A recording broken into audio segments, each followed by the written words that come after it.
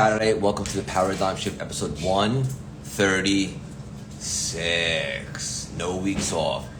We have not one, but two dynamic, very special guests on today. I could not be more excited. We just landed a touchdown from Nashville. A fantastic speaking engagement. And there's no place in the world I'd rather be than right here, right now, with all y'all.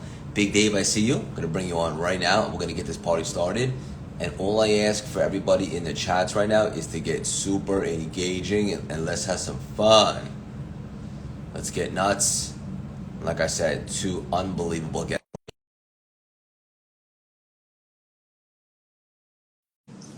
Nashville, Tennessee, baby. What a cool city.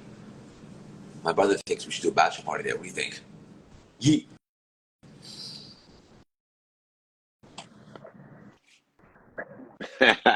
Hi, Big Dave. What's going on, buddy? Where are you, sex kangaroo? I am teaching at the Black Diamond Mastermind here in Los Angeles. We got a VIP dinner tonight. We got the Chargers Bears Sunday night game mastermind tomorrow. We got back from Mexico City, Orlando, and Houston. It's been a heck of a week and just blessed to be here. Yeah, I'm blessed to be here with you right now. Right on, man. What's going on? Everything's great. Was in Nashville. Clean my screen. This week. Yeah, with my boy down there. Yeah, a bunch of our friends, Coach Burt, Tim Story, Jim Morris, some great people. It was a lot of fun. It was awesome. Yeah, sir. Yeah, we got two awesome guests on today. I don't want to waste any time, but I do want to have one question for you. Oh, look, the haters are back out. Good for them. Unbelievable. Good for them. The haters are back. Good for them. I love that. Yeah. Hey, just because I love Craig Siegel, that is nothing to worry about. What do you mean? He's questioning our relationship. It looks like. Oh. Yeah. Good for him. Anywho, I had something fun that I wanted to talk about today. Before I bring on Jesse and then Jill. Jesse. One of the books that you've talked about for a long time that you study, correct me if I'm wrong, is A Course in Miracles. Yes, I study it every day. Yeah, and I started reading it myself and I loved it. And I just wanted to take one nugget from it real quick and then just have you kind of talk about this one topic. And then we're going to bring on Jesse and Jill. Yeah. And that is this. The ego is nothing more than a false belief about our identity. Yeah, so understanding that fear is omnipresent and that we want to limit the amount of time that we spend in fear, and the natural reaction to fear is ego. Ego protects us when we're afraid, and that fear is a perceived fear.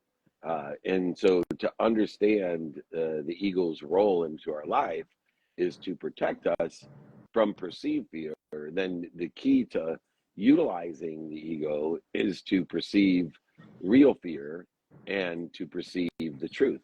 And so to shift your paradigm and perspective of the truth and of the omniscient, all-powerful, and all-knowing that you're part of, and then to identify that fear is crucial. And through the Course in Miracles and understanding how gratitude and forgiveness especially, and faith of the omniscient, all-knowing, helps to dissipate the amount of time that we spend interfering with our potential, with our truth, in our journey to passion, to purpose, and profitability. Has been a study of mine for over 7 years now, coming on 8 years in January. Probably the most significant practice I have is the studying of the Course in Miracles. It's very unique. I didn't know exactly what to expect. I'm just leaning in. But correct me if I'm wrong, they're saying it was written by kind of like Jesus, but not. It was channeled through Helen.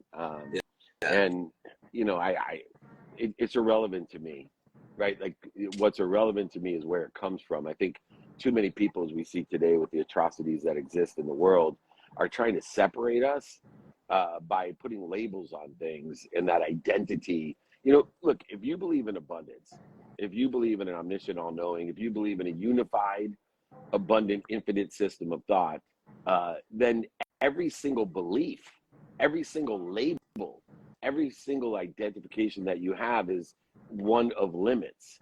And what you want to do is understand that all your beliefs, if you believe in more than enough, if you believe in the infinite, is limiting. And so you need to choose what beliefs serve you, because they're all limiting. And you want to see what beliefs don't serve you. And that is the key in identification of labels. Remember, labels are for shampoo, not for Craigie Poo. That was awesome.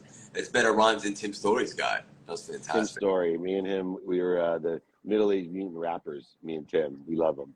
Yeah, we do.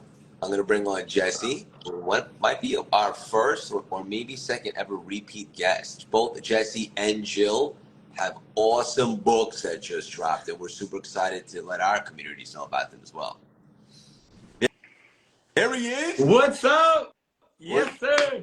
What's up, handsome? So good to see you guys. First, I got to say we appreciate you, what you've created with the paradigm shift. You guys are consistent and persistent. You've got dedication, leads to inspiration.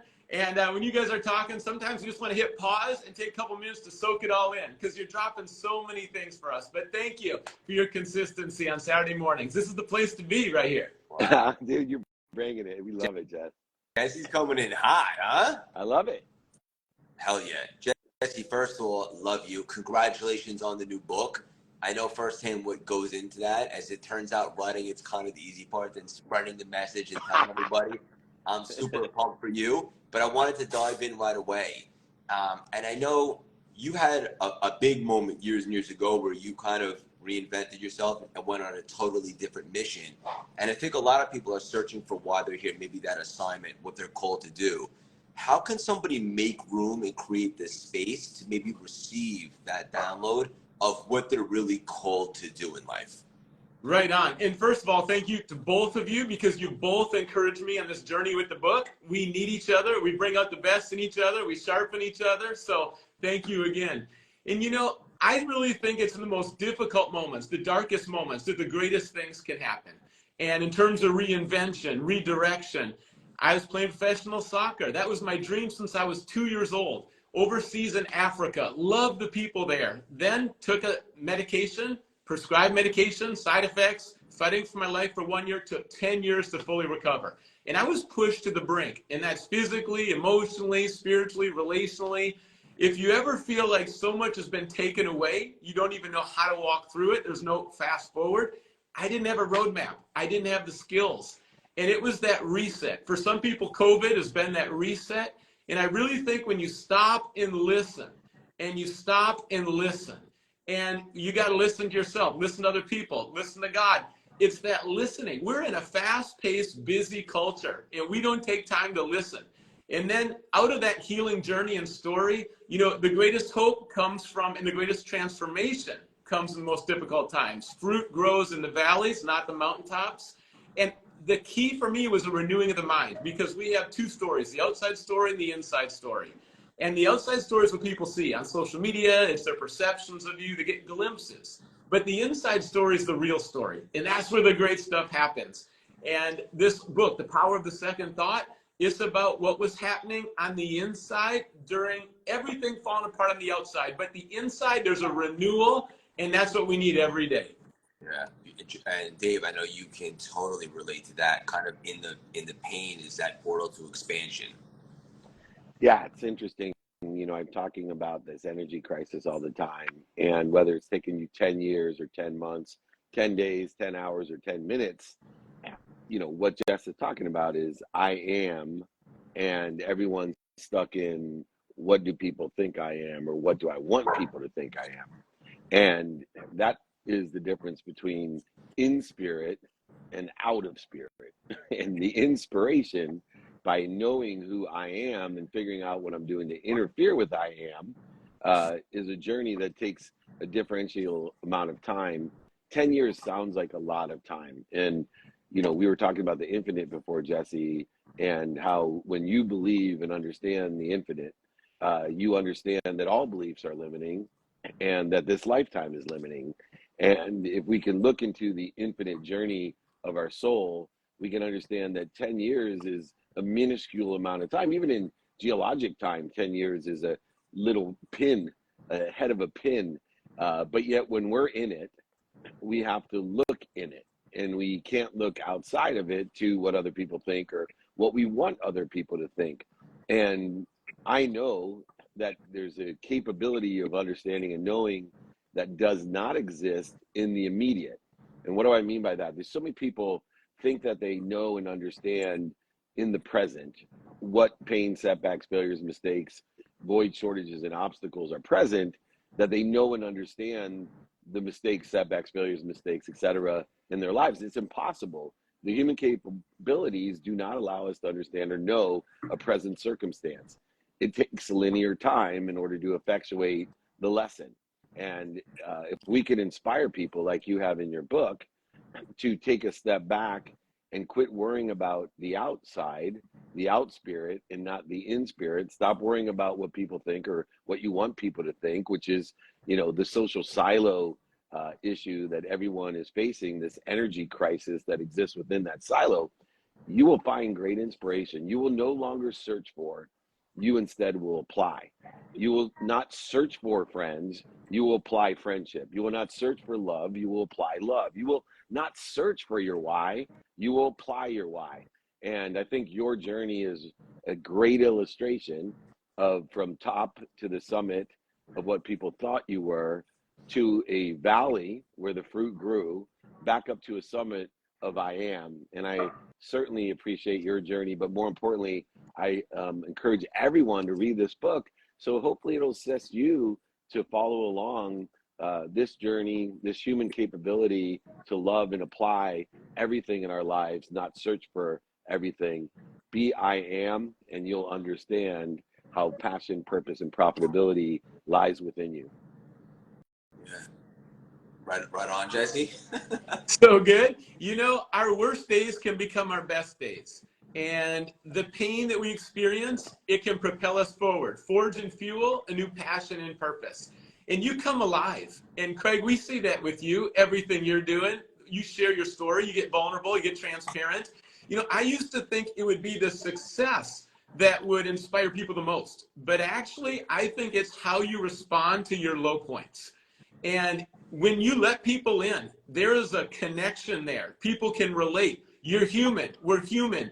And going through that journey, it's not something you can fake or manufacture. Like, it's either going to work or it's not. It's real or it's not. And when you bring people along and invite them in, there's parts of my journey that were so humbling. I mean, I had panic attacks, waves of depression. My physical heart would beat 160 beats a minute. You know, I had to relearn how to drive again. And after many years, I had to chart how I could walk. Like, those type of things, something's either going to work in the recovery or it's not. And the stuff, the renewing of the mind for me, just in a nutshell right here, first of all, recognize the thoughts that are coming that are not good. We have thousands of thoughts every day, and start thinking about what you're thinking about. I was a goalkeeper on the field, paid to keep the ball out of the back of my net. And that's the same way, goalkeeper mode between the ears, win the battle of the mind. I got to guard against that first thought. It's going to take me down, be destructive. So recognize it. Again, start thinking about what you're thinking about. Then second, reject. Reject what is not true, noble, right. If it's selfish, mean, impure, false, like, reject it. Haters, come on right now. You got to reject some stuff. And as you reject, thoughts are like hope thieves. They can steal your hope, steal your joy, steal your peace. You wouldn't let a thief come into your house. You wouldn't say, come on in, sit down. Let me make you a meal. You want to stay for the night? Here's my credit card. Hey, you want the combination for the steak? Like, let's hand out and hang out and have a good time. Like, no, you'd say, not in my house. Get out of my house. And you've got to have a firm no. Like, you're not coming in. I'm not going to believe, harbor, or entertain that first thought that's going to take me down. So as you reject that, now you're creating space and you intentionally replace. Second thoughts are better than first thoughts. And as you recognize, reject, and replace those new thoughts, it's the renewing of your mind. And that is a habit that got me through the low points, the darkest days, the dark night of the soul. And it's something I do every single day. So whether you're tempted, whether you're having a tough day as a parent, you know, you feel like your kids are annoying, you replace it with, my kids are a gift from God. You know, you feel like the workplace is getting stressful, people talking behind your back, you replace it with, I'm going to work hard even when no one's looking. someone throws a shot at you and you just replace it with, I forgive them, love and light, let's move forward. So you're always doing that work that nobody sees. That real estate between your ears is so valuable, and you are the one that leads, guides, stewards that. And I believe God wants to renew our minds, and we need to receive before we can give. You can't share what you don't have, but when your mind is full and transformed and renewed, now you've got an overflow, and that overflow is just not going to stop. It's not going to be contained. Yeah, it's unbelievable. Jess, I was with the GOATs this week down in Mexico City at EXMA. So it was Tom Brady, Chicharito, myself, and that's all those two. Chicharito suffering and talked about 2 weeks of not being able to walk with his knee injury. If those who don't know, Chicharito is the GOAT of Mexico, the most renowned Mexican soccer player of all time, played for Man U and the World Cup team, instead of the national team, their star. And Tom Brady, obviously, we don't need to explain here, but down there we actually had to explain who he was. But both of those talked about the pitch and the field and the 6 inches that were most important on those fields and pitches, which were between their ears, and not letting the negativity, what other people think or what you want other people to think, between those 6 inches, that valuable first down that exists by those second thoughts, the expansion of propulsion, protection, and promotion. Man, you're right on it. This is why everybody needs to buy both of your books. They're both in line with inspiring others to inspire others. You're incredible, man. It's so amazing to see what you both are doing, and just proud to be here every Saturday to enjoy the ride. Yeah. Hey, not many people are on the stage with Chicharito and Tom Brady. Man, I hope you gave him an autograph or something. Oh, man. Well, I was supposed to actually present as well, besides being on stage with them, present a trophy. But Mexico City traffic, I had to get to the airport. And I will tell you, it was quite an experience. I do a lot with Chicharito, not quite obviously as much with Tom Brady. But even more importantly are those events that you guys are doing. I got to do Houston and Orlando, 2 masterminds, where the impact was completely different than standing on a stage that made me look like a peanut with 10,000 people. But, it's a blessing what you guys are doing. Keep it up. Yeah. Right on. Hey, Craig, can I do something real practical for people who are watching right now? I'm going to bring on our second guest while you talk about it. Do that. Okay. Habits and skills, 4 stages. So first, you don't know what you don't know. I didn't even know when I was a goalkeeper, catch with the W. And then second, my coach taught me, now I understand the concept, but I catch the ball and it's messy. It's not a W. Third one, now I'm starting to use a W, but I got to think about it. Fourth one, now it's natural. So as you go through these habits and skills, things Dave's talked about today, just know it's a process, give yourself some grace, and it's going to come together. Yeah. I love it. This is the coolest dynamic ever right now. Jill, welcome. I'm not sure if you all know each other, guys, but this is Jill. She's awesome. How you doing? Nice to meet you all. What an awesome call so far. Yeah. Jill just launched a new book. I'm super pumped. And for our communities that might not have been familiar, do a deep dive, play catch up. We love Jill so much. In fact, we just dropped an episode on the sales experience yesterday about it. I'm super pumped to talk about it. I have a question for you. We're going to dive right in. You ready for us, Jill? I'm ready. Let's do it. What is the biggest mistake an overwhelmed homesteader typically makes? Yeah, I think it's probably in line with what any overwhelmed human makes in terms of mistakes. I think number one, letting all of that overwhelm just kind of swirl around in your mind and never making a plan around it. I'm a big fan of brain dumping and organizing, which is simple but often overlooked. Another big one is looking to more content as the cure. I'm just going to read another book. I'm going to watch another YouTube video. I'm going to watch another Instagram reel for 16. And that's going to give me the motivation to start. And so I see a lot of people diving into more, but that's not necessarily better. So sometimes it's just getting in your mind, kind of like what you guys were talking about today, getting clear, sitting down, getting quiet, and then taking that messy imperfect action, which Craig, I know you talk about a lot. Sometimes addition by subtraction, right, Dave? Absolutely, yeah. Yeah, it's interesting, either feeling overwhelmed or the procrastination that occurs from feeling overwhelmed. And the only antidote that I have found is what Jess was talking about, is understanding what's important to you, understanding I am, because when we know what's important to us, what am I going to do today in a trajectory of where I think I want to be, giving the meaning, the light, the love, and the lessons of the past, like Jesse was able to do, know who we can help and who can help us, and how best statistically we can get it done concerning the external circumstances of the day, the weather, the interest rates, COVID, whatever, car, flat tires, whatever occurs. If we know the what, the who, and the how, we prioritize the now. And once you know how to prioritize your now, you know what to do next as well. And that's the antidote. It is impossible. It is impossible to feel overwhelmed. It is impossible to procrastinate, to go on another Dave Meltzer video and think that's going to change your life. If you're prioritizing your life today in a trajectory where you want to be. Not that I don't like people watching my videos, but there's a lot more important things that you can do to get to where you want to be, like asking someone for help that sits in a situation that you want to be in. You can use a minimum amount of minutes to find the people that you want to. Read the books of Jess and Julie. But remember, prioritization is that antidote. Nobody can prioritize if you don't know what's important to you. Yeah, beautifully said. Yeah. Yeah, there's so many places we can take this. I want to be conscious of time. I know it's Saturday. I have a good one. I'll start with Jill, and I'd love to hear everybody's answer because all of us are entrepreneurs and do a lot of different things. And Jill, I saw you saying how you're kind of still in launch mode, even though the book has been out a little bit, but you love the grind, tapping into the masculine energy, go, go, go. But at the same time, you love to disconnect, maybe tap into the feminine, spend a lot of time just calm in your garden. It doesn't have to be an either or, right? Absolutely. And that's really been my message over the last couple of years, especially. I've spent a season in the grind for a number of years. And then I find that the old fashioned things I teach have kind of come back full circle where I'm able to go, okay, I'm going to go launch. I just finished a challenge this week with 7,000 people who registered. So it was big and there was a lot of excitement. And today and tomorrow I will be in the garden. I will be on my horse. I will be making bread. I will be touching things in the real world. And so, yeah, I think we can have both. I think it's actually crucial that we have both. Maybe you're not in the garden or making bread, but you're out in nature, you're taking walks, you're breathing. Like, I feel like in order to produce at a high level, we have to be able to turn it off and get back to just who we are as humans. And I find that that mix is the magic recipe for me. Agreed. Jess, do you agree with that? Absolutely. You know, guard those habits that are essential. Running, walking, like you said, could be prayer, meditation. For us, time with kids right before bedtime. I mean, that's a sweet time. You notice what fuels your tank, what fills it up. Look on the dashboard. How's your soul doing?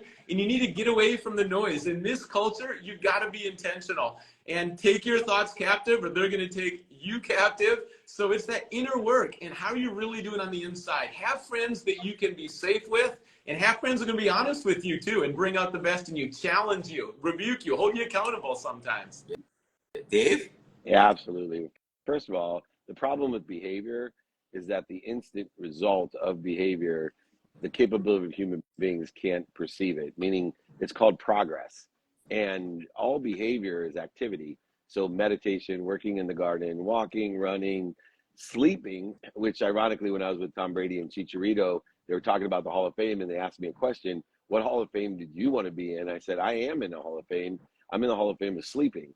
And I've had a sleep coach for 17 years. And I'd much rather be one of the world's best sleepers than the world's best football player or soccer player, because I'm going to spend a third of my life sleeping, and it attributes and also compounds the activities that I have that are existing when I'm awake. So I love to break down things in activity, not on or off, not separation or engaged, not off the grid or on the grid. It's just simply, I have activities I get paid for, activities I don't get paid for, activities that I have planned, activities I don't have planned, and especially my non-negotiable activities of family, faith, finance, fitness, and the study of time, which is one of my own particular activities that I love. Is if you're not paying attention and giving intention to the linear man-made constructive time, then you're limiting the amount of activities, both planned, unplanned, and paid for and unpaid for. So I think one of the secrets of success that I've learned is to be able to understand things as activity, not creating resistance by giving it labels, which is where we started before you guys got here. I told Craig the only thing the labels are good for is shampoo. Jesse and I obviously don't need quite as much shampoo anymore, but Jess, I will tell you this, grass does not grow on a busy street. Grass does not grow on a busy street. Yeah, so good. I'll land the plane with this one. I'm just curious, Jesse, I think you probably spend the most time based on what you do, but Jill and Dave, you guys are coaching and helping and providing so much content for so many other people. I'm just curious, when do you prioritize maybe what point of the day, and how much time do you allocate to your mental fitness and personal development and accumulating new wisdom and maybe reading new books? Where do you, like, when do you do that, Jill? Yeah. I mean, it's kind of a fluid process for me. Not all of my days and weeks look the same, but I shut down usually late afternoon, and in the evenings, I don't do much work in the evenings, except for extenuating circumstances. So that's when I read, that's when I walk, that's when I think, that's when I breathe. So yeah, every day though, if I don't get it every day, I absolutely feel it. Same. Dave? Yeah. Well, consistent, persistent pursuit, Jess, is my motto. So I have a minimum amount of time every day that I spend 7 hours sleeping, 3 hours on those non-negotiables of family, fitness, faith, and finance and time. But I would say, a minimum of an hour a day is spent what I call being more interested than interesting. So whether it's research, audiobooks, I do study The Course in Miracles, Think and Grow Rich, and Dr. Wayne Dyer every single day. And so I do that during my balance and stretching routine. And so, via that, I do think you get the aggregate effect of energy by doing things every day. I think when we do things every day, 2 minutes a day is worth 2 hours on a Saturday, because we get the aggregation of energy, we get the exponentiality of the outcomes, and we even get acceleration, which is appeasing human nature, that we actually get good progress and can witness the good progress from the good behaviors that Julie and Jesse teach everyone. I'm honored to be here with you guys on a Saturday morning. Even more honored that you would take the time to pour into our community. And once again, I just want to thank both of you. You guys are incredible. Read their books, follow them, watch their content, make that a priority. And I promise you, you will get and receive more to give more. Thanks you guys all for joining us. I just have one 2-second question. I'm just curious. Aside from Jill, has either Dave or Jesse ever milked a cow? I have. So funny. Have you really? Yeah, my dad raised horses, so we were around horses and cows and sheep and goats. Yeah, so I actually know how to do it by myself even. I am impressed, like so impressed right now. Damn. Yes. And I met my wife in Iowa, married there, cows everywhere. So the game in Iowa is when you're driving by the cows, you shout, "Hey, cow," and then you count how many heads turn and look at you. And so, yeah, I did all right in that game. Yeah. I did all right. I'm in good company. What can I say? Yeah. This is awesome. Now I have promo. Real quickly, Jesse and Jill, where can everybody grab your books? Powerthought.org. It's the power of the second thought right there. Powerthought.org. And hey, we're all designed to give and receive hope. That's when we come alive. We need to receive and we need to give hope and do that daily. And it's all about cultivating daily habits that are transformative, redemptive, and healing. And Jill, what about you? Yep, old fashioned on purpose. Anywhere you get your books, local bookstore, Amazon, Barnes & Noble, all the places. And guys, go support them. Their books are both awesome. And just collectively, this was an awesome conversation. I think we're creating more light in the world. Thank you all for joining me on a Saturday. I'm honored to be here with you guys. Love you guys all. Yes, Love you Love you too. guys. Lifelong learners, the four of us. Let's keep going. Get it. LFG. Bye, guys. Bye-bye. Have a great weekend. Thank you so much. Fantastic conversation. The Paradigm Shift episode 136 in the books. We'll be back next week, God willing, for 137. And what an awesome conversation. And if you weren't familiar with Jesse or Jill, you are now. And play a little catch up, do a deep dive, check out their awesome content, and grab their books and thank me later. If you're not already in the Jewish community, I say Jewish community, I'm in the texting community because I'm reading the comments here. You can join by texting 917-634-3796. And I keep seeing the haters on here, and all I want to do is just send you compassion. If you're that hurt and that triggered, show you my compassion. I love you guys. It's been an unbelievable rest of the weekend.